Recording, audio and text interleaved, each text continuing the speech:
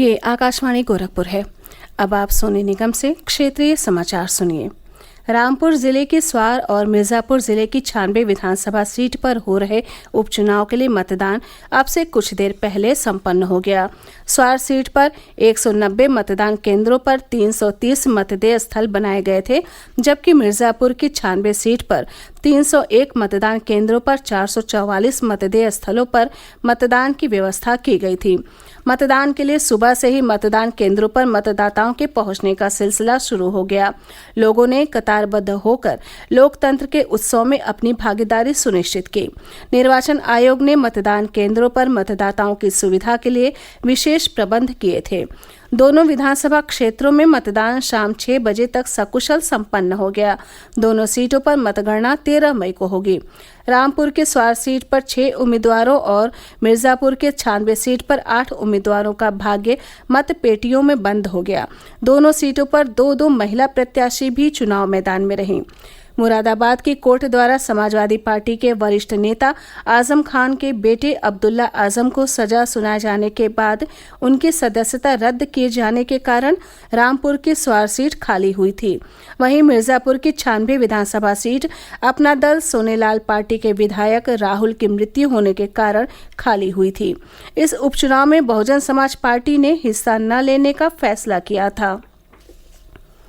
प्रदेश में निकाय चुनाव के दूसरे चरण का मतदान कल होगा। चुनाव वाले जिलों में आज पोलिंग पार्टियां अपने अपने मतदान केंद्रों के लिए रवाना हो चुकी हैं। इसके लिए संबंधित जिलों में आवश्यक तैयारी पूरी कर ली गई है। दूसरे चरण में राज्य के 9 मंडलों के 38 जिलों में वोट डाले जाएंगे। दूसरे चरण के जिन जिलों में मतदान होना है वो हैं बस्ती, संत कबीर नगर, सिद्धार्थनगर, आजमगढ़, मऊ, बलिया, अयोध्या, सुल्तानपुर, अंबेडकर नगर, बाराबंकी, अमेठी, मिर्जापुर, भदोही, सोनभद्र, हमीरपुर, चित्रकूट, महोबा, बांदा, कानपुर नगर, फर्रुखाबाद, इटावा, कन्नौज, औरैया, कानपुर देहात, हाथरस, कासगंज, एटा, अलीगढ़, बदायूं, शाहजहांपुर, बरेली, पीलीभीत, मेरठ, हापुड़, गौतम बुद्ध नगर, गाजियाबाद, बागपत और बुलंदशहर। इन जिलों में 7 नगर निगमों में महापौर पद के 90 प्रत्याशी चुनाव मैदान में हैं, जबकि नगर पालिका परिषद के अध्यक्ष पद के लिए 1150 और नगर पंचायत अध्यक्ष के लिए 3492 प्रत्याशी भाग्य आजमा रहे हैं।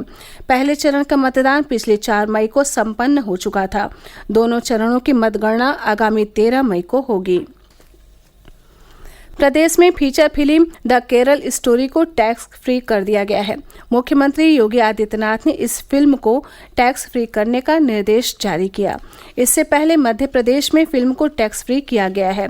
वहीं पश्चिम बंगाल में फिल्म को बैन कर दिया गया है। केंद्रीय सूचना और प्रसारण मंत्री अनुराग सिंह ठाकुर ने फिल्म केरल स्टोरी का विरोध करने वालों की आलोचना की है। फिल्म देखने के बाद नई दिल्ली में श्री ठाकुर ने कहा कि ये फिल्म धर्म परिवर्तन के साठगांठ को उजागर कर सच को सामने रखती है। उन्होंने कहा कि फिल्म आतंकवाद के खिलाफ देश की लड़ाई में सहयोग करेगी। श्री ठाकुर ने कहा कि पश्चिम बंगाल सरकार ने राज्य में फिल्म पर प्रतिबंध लगाकर बहन और बेटियों के साथ पूरी तरह अन्याय किया है।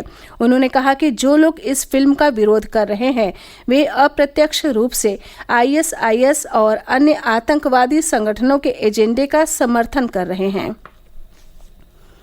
केंद्रीय महिला और बाल विकास मंत्री स्मृति ईरानी ने कहा है कि सरकार लघु आंगनबाड़ी केंद्रों को पूर्ण रूप से आंगनबाड़ी केंद्रों में उन्नत करने का तेजी से काम कर रही है। देश भर में 1,17,000 लघु आंगनबाड़ी केंद्र हैं। स्मृति ईरानी ने आज नई दिल्ली में पोषण भी पढ़ाई भी आयोजन को संबोधित किया। श्रीमती ईरानी ने कहा कि आयोजन का मुख्य उद्देश्य प्रारंभिक शिशु देखभाल और शिक्षा पर फोकस करना है। राष्ट्रीय शिक्षा नीति 2020 के दिशा निर्देशों के अनुसार पोषण भी पढ़ाई भी पर विशेष ध्यान देना है। उन्होंने कहा कि सरकार देश के भविष्य की पीढ़ियों को मजबूत बनाने के लक्ष्य पर काम कर रही है।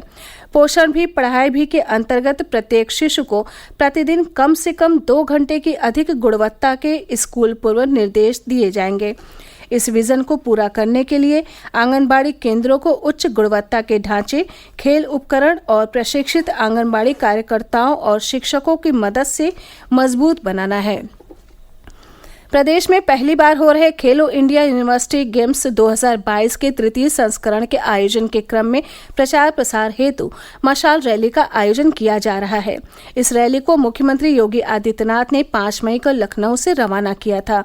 ये रैली आज सायंकाल जनपद वाराणसी की सीमा में प्रवेश करेगी, जहां पर तमाम खिलाड़ियों के साथ साथ वाराणसी का जिला प्रशासन भी भव्य रूप से स्वागत करेगा। इसी के साथ ये समाचार बुलेटिन समाप्त हुए। नमस्कार।